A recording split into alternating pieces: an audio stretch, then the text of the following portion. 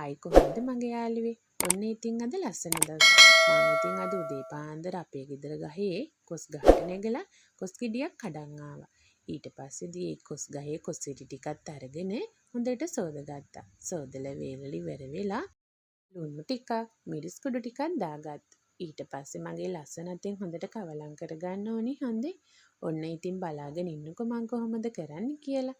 ඔන්න ඉතින් ඊට පස්සේදී තෙල් ටික නටනකොට කොස්සිරි ටික තෙලට දාලා රත්තරන් පාට වෙනකම් බැද ගන්න ඕනි හොඳේ මගේ යාළුවනේ.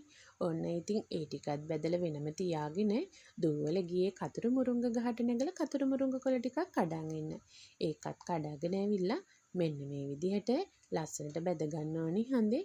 බැදගෙන ඉවර වෙලා මම කරන්නේ මේ ටික ඔක්කොම ටික පිඟන් වලට දාගන්නවා. ඉතින් මගේ යාළුවනේ බලාගෙන ඉන්නකො මං කොහොමද කරන්නේ කියලා.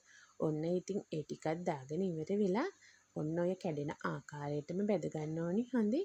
ඊට පස්සේදී අයමත් කුස්සියට දුවලා ගිහින් සුදු ලුණු ගෙඩියක් තලාගෙන එනවා. ඒකත් රත්තරන් පාට වෙනකම් බැද ගන්නවා. ඒක බැදෙනකම් මං පුංචි වැඩක් කරනවා. බලාගෙන ඉන්නකො. අර මං බැදගත්ත කොස්සිරි ටිකක් දාලා කතර මුරුංග කොළ ටිකක් පිඟානට දාගත්තා. අහන්නකො මගේ යාළුවනේ.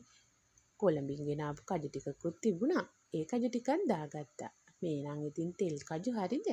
ඔන්න ඉතින් ඒ ටිකක් දාගෙන ඉවර වෙලා මගේ ලස්සන අතින් හොඳට කවලම් කරගන්න ඕනේ. බලාගෙන ඉන්නකො මගේ යාළුවේ කොහොමද කරන්නේ කියලා. ඔන්න ඉතින් කවලම් කරලා ඒකත් පැත්තකින් තියලා දුවලා යන්නේ අර මම තෙලට දාපු සුදු ලුණු ටික බලන්න.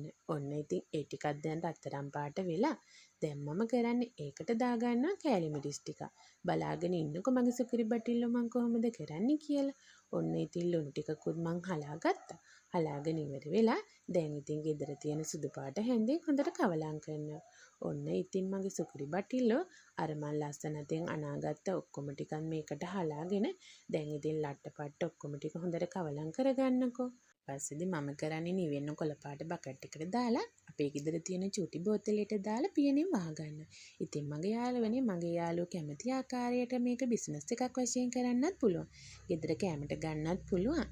ඉතින් අනිවාර්යෙන් මේ ලස්සන කෑම එක හදලා බලන්න. මගේ ලස්සන යාළුවෝ මගේ වීඩියෝ එක ලස්සනයි නම් සබ්ස්ක්‍රයිබ් කරන්න. ආයෙත් දවසක ලස්සන වීඩියෝ එකක් අරන් එන්න. මගේ ලස්සන යාළුවන්ට බුදු සරණයි.